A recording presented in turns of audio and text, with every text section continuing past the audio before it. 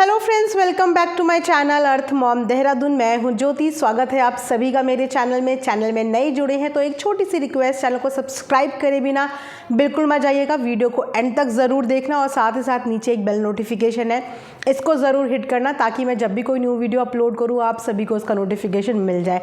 वैसे मैं समझ सकती हूँ कि आज है संडे और संडे होता है वीकेंड, तो सब लोग लेज़ी मोड में होंगे।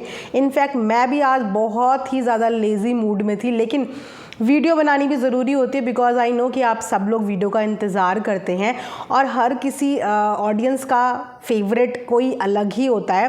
तो इसीलिए मैं अपने इस रिएक्शन चैनल में ना अलग अलग व्लॉगर्स के लिए रिएक्शन वीडियोस लेके आती हूँ ताकि जिसकी जो पसंद होगी वो उसके हिसाब से उनकी वीडियोस देख लेगा। तो मैं जानती हूँ कि इसमें आधी जनता जो है, आधी ऑडियंस जो है वो इस व्लॉगर को पसंद करती है, आधी जनता इस व्लॉगर को पसंद करती है।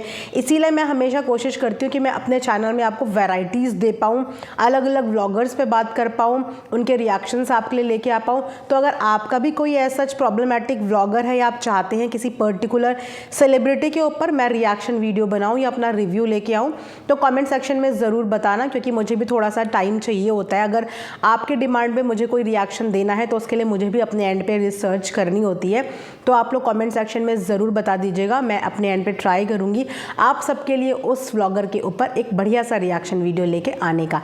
तब तक आप लोग रिएक्शन वीडियो एंजॉय कीजिए मैडम और जनाब की, जहाँ पे आपने बहुत सारे झूठ मैडम और जनाब के इन दिनों देख लिए होंगे, लेकिन अब जितने भी झूठ एक्सपोज हो रहे हैं ना वो सारे सबूत के आधार पे हो रहे हैं।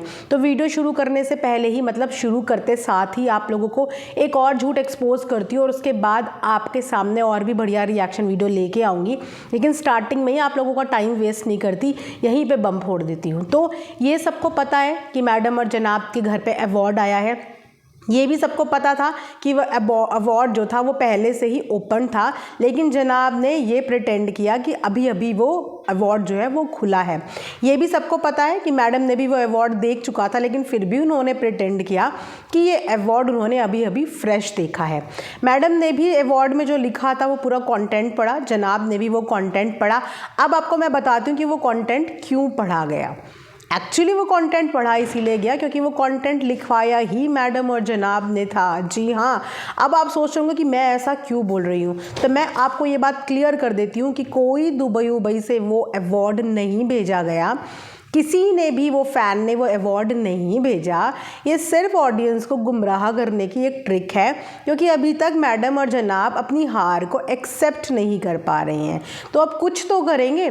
सबसे पहले वो फटाफट मुंबई छोड़ के भागे दुबई कि बस जैसे तैसे ये हार वाला जोन ना निकल जाए। नहीं करना था उन्हें मीडिया से इंटरेक्ट नहीं देने थे, उन्हें इंटरव्यूज़ नहीं करना था, उन्हें कोई गेट टुगेदर, इसलिए वो फटाफट वहाँ से निकल गए। लेकिन वो कहते हैं ना कि जनाब फिर भी चीज़ें डाइजेस्ट कर ले, लेकिन हमारी जो मैडम है ना वो अपने जनाब के मामले में आप जानते हो ना कितनी ज़्यादा गर्व मतलब प्राउड है। उन्हें प्राउड है कि जनाब उनके हस्बैंड है और वो दुआ करती हैं कि जनाब जैसे हस्बैंड सबको मिले। तो उनको प्राउड है अपने जनाब पे, तो कैसे वो अपना जो प्राउड है वो नीचे गिरने देंगी, तो वो कुछ ना कुछ तो करेंगी। तो मैडम ने, अब मैडम ही बोलूँगी क्योंकि मैडम का ही दिमाग ज़्यादातर इन चीज़ों में तेज़ चलता है, तो मैडम ने वो जो अवार्ड था ना वो स्पेशली खुद से बनवाया था। वो मैं इसीलिए आपको बता रही हूँ कि उसके भी प्रूफ्स मिले हैं। हालांकि मैं सबसे पहले अपनी सब्सक्राइबर को थैंक यू बोलना चाहूँगी कि थैंक यू सो मच रोज़, उन्होंने ही मुझे ये पूरी डिटेल्स दी हैं। उन्होंने ही इनफैक्ट मुझे सारे स्क्रीनशॉट्स, सारा अपने एंड पे रिसर्च करके मुझे उन्होंने इंस्टाग्राम पे दिया। तो सोचे कि मेरी मेहनत कितनी ज़्यादा कम हो गई। Thank you so much guys कि आप लोग इतनी ज़्यादा हेल्प कर देते हैं। रोज़ भी हेल्प करी है और इसके अलावा और भी ऐसे बहुत सारे सब्सक्राइबर्स हैं जो मुझे आके बहुत सारी चीज़ें देके जाते हैं, जिससे मेरी थोड़ी सी मेहनत कम हो जाती है। थैंक यू कि आप लोग इतना ज़्यादा सोचते हो और इतनी ज़्यादा हेल्प करते हो। तो रोज़ ने मुझे मेहनत करके वो चीज़ दी, यानी कि आपने देखा होगा जब जनाब अपना अवार्ड देख रहे थे तो वहाँ पे बहुत सारी चीज़ें पड़ी थी, वहाँ पे सीज़र पड़ा था और वहाँ पे अगर आपने नोटिस किया होगा तो एक कार्ड भी पड़ा था, छोटा सा कार्ड। तो उस कार्ड में एक्चुअल में था क्या, मेरी नज़र उस कार्ड पे गई, लेकिन मेरा दिमाग इतना ज़्यादा नहीं गया कि मैं उस कार्ड को जूम करके देख लूँ या चेक कर लूँ, क्योंकि मैं बहुत ज़्यादा रश में आजकल इनके व्लॉग देखती हूँ, कभी कभी स्किप करके भी देखती हूँ। तो ये मेन चीज़ मेरे से भी मिस आउट हो गई। लेकिन thanks for my beautiful subscriber कि उनसे कुछ भी मिस आउट नहीं होता। तो उस कार्ड का पूरा स्क्रीनशॉट मेरी जो सब्सक्राइबर है उन्होंने मुझे भेजा, मैं यहाँ पे लगा दूँगी, जिसमें पता चला जिस कंपनी से वो अवार्ड आया था उस कार्ड में उस कंपनी का नाम था। वो कहते हैं ना कि चोरी करने के लिए भी और नकल करने के लिए भी अक्ल चाहिए। तो जनाब ने नकल तो करी पर अक्ल लगानी भूल गए, चीज़ों को वहाँ से हटाना भूल गए। तो वो जो कार्ड था ना उसमें उस कंपनी का नाम लिखा था, मैं उस कंपनी का नाम भी बताती हूँ। प्रेस्टो करके वो एक कंपनी है जो कस्टमाइज अवार्ड्स बनाती है। अब ये तो नहीं ये बोल सकते ना कि उस कंपनी ने ही इनको कस्टमाइज़ करके अवार्ड भेज दिया, क्योंकि इन्होंने ये बोला है कि अवार्ड दुबई से आया है। और इस तरीके की प्रेस्टो करके कोई भी कंपनी दुबई में एग्जिस्ट नहीं करती, ये इंडिया की ही कंपनी है जो कस्टमाइज अवार्ड्स बनाती है। आप लोग भी अपने एंड पे जाके चेकआउट कर सकते हैं। तो ये जो अवार्ड था ये वहाँ से कस्टमाइज करके बनाया गया था, इसीलिए उस अवार्ड में वही फेवरेट कुछ पिक्चर्स लगी हुई थी जो डेफिनेटली मैडम या जनाब ने ही चूज़ करके दी होगी। तो ये किसी फ़ैन का भेजा हुआ अवार्ड नहीं था, ये इनका खुद का कस्टमाइज़ करा हुआ अवार्ड था, जिसका झूठ खुद ही इन लोगों के द्वारा ही खुल गया। तो बहुत मज़ा आया होगा आप लोगों को एक और झूठ एक्सपोज देखते हुए। आई नो बहुत इन्जॉय कर रहे हो आजकल आप लोग रिएक्शन वीडियोस, क्योंकि आजकल मैडम और जनाब बहुत कंटेंट दे रहे हैं रिएक्शन वालों को। क्या करें, अब उनके बलबूते पे हमारे घर की रोटियां चलती हैं, हमारा खाना चलता है।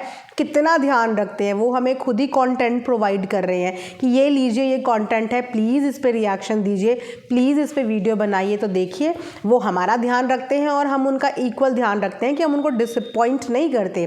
वो हमें कुछ भी कंटेंट देते हैं, हम ऑनेस्टी के साथ उस कंटेंट पे अपने अपने रिएक्शंस लेके हाजिर हो जाते हैं। तो ये तो रही चलो मैडम और जनाब की झूठ की बात। उसके अलावा अब हम आ जाते हैं व्लॉग पे। तो व्लॉग में आपने देखा होगा कि अक्सर पचके करती हुई, अक्सर रेसिपीज़ को ख़राब करती हुई हमें कौन दिखता है? साहिबा दिखती है। अक्सर ऑडियंस साहिबा को कुकिंग के रिलेटेड बहुत टोकती है, बहुत सुनाती भी है, और साहिबा इस चीज़ को बहुत इन्जॉय भी करती है। उसे बिल्कुल शर्म इस चीज़ पे नहीं आती या उसको बिल्कुल भी बुरा नहीं लगता। इनफैक्ट उसे हंसी आती है जब उसको क्रिटिसिज्म मिलता है कमेंट्स पे। तो मैडम ने साहिबा की ही कॉपी करनी शुरू कर दी है। अब ऐसा इसीलिए बोलूँगी कि मैडम जैसी प्रो कुक कितने सालों से मैडम कुकिंग कर रही हैं, कितनी रेसिपीज़ मैडम ने बना के दिखाई हैं, उस पे मैडम से कैसे कोई रेसिपी फेल हो गई। क्या बनाए थे मैडम ने? वो बोट कबाब, क्या थे वो, कुछ बोट के साथ फिलिंग। इतने टाइम से बेकिंग कर रही है मैडम और बचपन से बेकिंग देख रही है, क्योंकि मैडम तो लेमन-टन्स बचपन से खाती हुई आ रही है। बचपन में लेमन-टन्स मैडम की मम्मी बनाया करती थी। मतलब आप समझ रहे हो कि अपनी मम्मी को बेकिंग करते हुए देखते देखते मैडम बड़ी हुई हैं, और मैडम ने अपनी मम्मी से बेकिंग सीखी है। तो मैडम को तो ऑलमोस्ट 30-35 साल का बेकिंग का एक्सपीरियंस हो गया। इस 30-35 साल के एक्सपीरियंस में मैडम ने बनाना ब्रेड्स बनाई हैं, मैडम ने आटे की बहुत सारी अलग अलग चीज़ें भी बनाई हैं। पर क्या मैडम को ये नहीं पता था कि आटा कुक होने में टाइम लेता है? ऐसी गलती मैडम से कैसे हो गई? और सबसे हैरानी की बात है कि मैडम ने आटा यूज़ कैसे कर लिया। मैडम को तो आटा सूट नहीं होता, मैडम को तो आटे से एलर्जी है। मैडम ने तो धपाधप 2-3 चबा भी ली जस्ट टू प्रूव कि यस मेरी रेसिपी बहुत अच्छी बनी है। इनफैक्ट जनाब के रिव्यूज़ का वेट भी नहीं किया, जनाब के मुंह के अंदर एक टुकड़ा जाने भी नहीं दिया। इससे पहले ही मैडम अपने रिव्यूज़ देने लगी कि वेरी टेस्टी, ये तो बहुत अच्छी बनी है। अरे सामने वाले को मुंह के अंदर तो डालने दो, उसकी जीभ पे टच तो होने दो, स्वाद तो चखने दो, उससे पहले ही आपके अंदर के स्वाद निकल रहे हैं। तो मैडम की लाइफ में फेलियर जैसा वर्ड एग्जिस्ट नहीं करता, और फेलियर मैडम को एक्सेप्ट नहीं होता। वही अवार्ड के साथ होता है, वही इनकी किसी रेसिपी के साथ हो गया है कि अगर कोई रेसिपी इनकी ख़राब भी हो जाए तो ये एक्सेप्ट भी नहीं कर सकती हैं कि मेरी रेसिपी ख़राब हो गई। ये रेसिपी तो मुझे पूरी की पूरी ख़राब करती हुई नज़र आई हैं ये, कि इन्होंने जान के पहला जो स्लॉट है वो ऐसा निकाला था क्योंकि इन्हें भी कंटेंट में कुछ चाहिए था। कुछ प्रॉब्लमेटिक चीज़ें, क्योंकि हर कंटेंट में जब तक आप कुछ पच के नहीं दिखाते तो उसकी हाइप नहीं बनती। एक नॉर्मल सा व्लॉग चलता है जिससे ऑडियंस कहीं ना कहीं बोर हो जाती है।